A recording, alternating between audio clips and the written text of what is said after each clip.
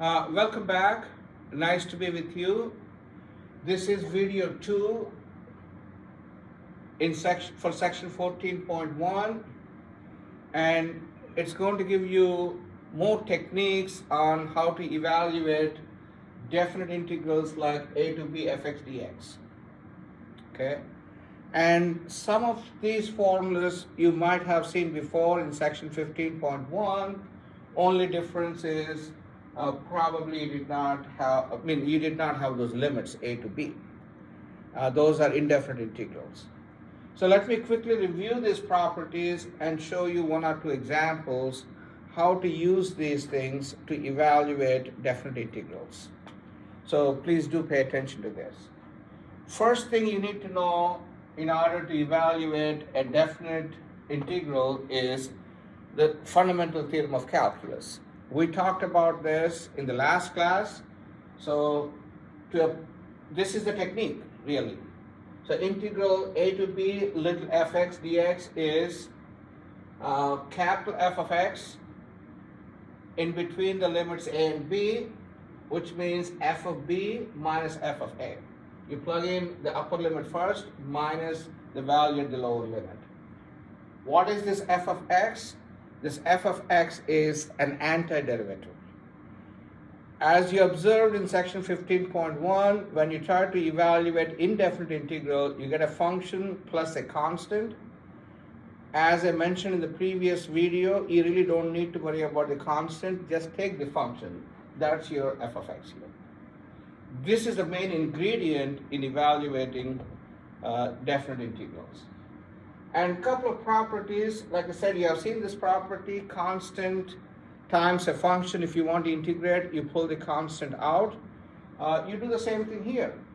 Even if it's a definite integral, if you have a constant, pull the constant, simply integrate the function. That means you try to find antiderivative for the function, f of x. If you have sum or difference of two functions, and this is a definite integral, you evaluate each one separately and put the appropriate sign between. This is called sum or difference rule. It's similar for indefinite integral, except you don't have limits there. For definite integrals, if you are going from a to a, if the upper limit and the lower limit are the same, then integral of fx dx is 0. Because there's only one point you're trying to evaluate. So there's a value about 1 point, the area is 0. That's how you interpret that. If you have a to b fx dx, if you change the limits for some reason, in some situations you may change the limits. If you change the limits, it's the negative of the integral of what you have before. So switching the limits will yield extra negative sign. Be careful about that. Watch out for that. Then finally, if you have a to b, if you want to integrate a function f of x, let's say there is a value c in between a and b. There's a value c in between a and b. Then you could break it up, this integral, accordingly. That means you could go from a to c f of dx plus c to b fx dx. So you're breaking that integral into two pieces where c is in between a and b. That's a legal thing to do, and these are the properties that are very useful in evaluating integrals. Let me give you an example first. So in this example, I want to evaluate the function 0 to 1, 5x squared minus 4x plus 2 dx. And don't forget to write this dx. As I said before, dx tells you the variable of integration.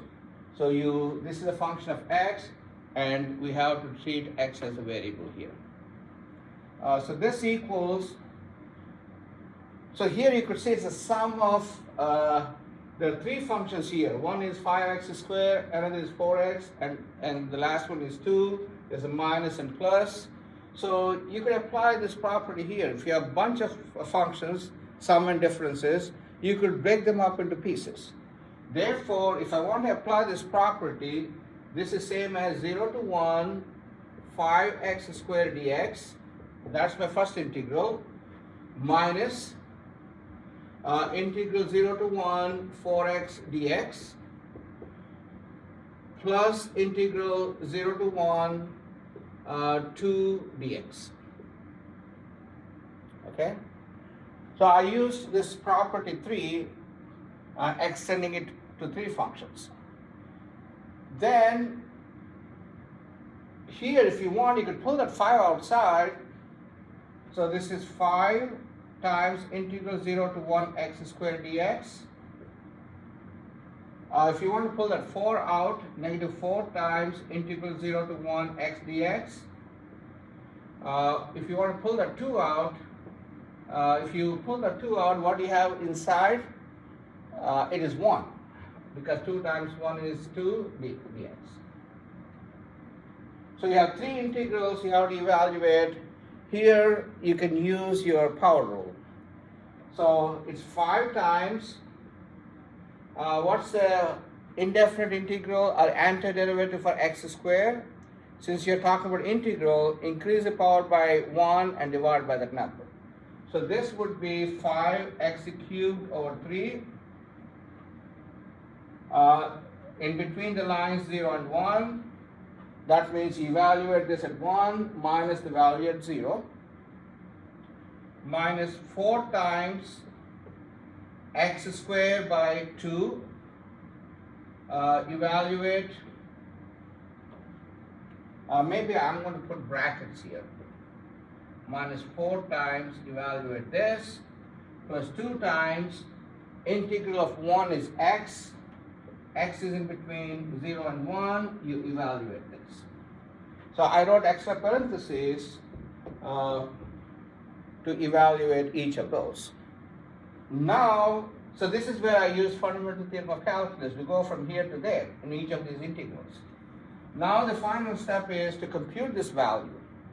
So it's 5 times, in parentheses, you plug in x equals 1, so you got 1/3, minus plug in x equals 0, it is 0. So it's 5 times 1/3 minus 0, minus 4 times 1/2 minus 0, plug in x equals 1, and minus plug in x equals 0. The last one is 2 times 1 minus 0. So I evaluate each of these and multiply it by the constants. So finally, if you simplify this, this is 5/3. The first one is 5/3. The second one is 4 times half, and there's a negative sign, so that's -2. The last one is +2. -2 plus 2 cancels out, you get 5/3. I don't know whether you saw the last stuff or not. So 5/3 minus 2 plus 2, you get the answer 5/3. That's the value of the integral. So we applied basically the fundamental theorem of calculus and also some of the properties to make it simpler. This is where, from here to here, we used not only fundamental theorem of calculus, but antiderivatives like cap of f of x. I hope you got this. Thank you.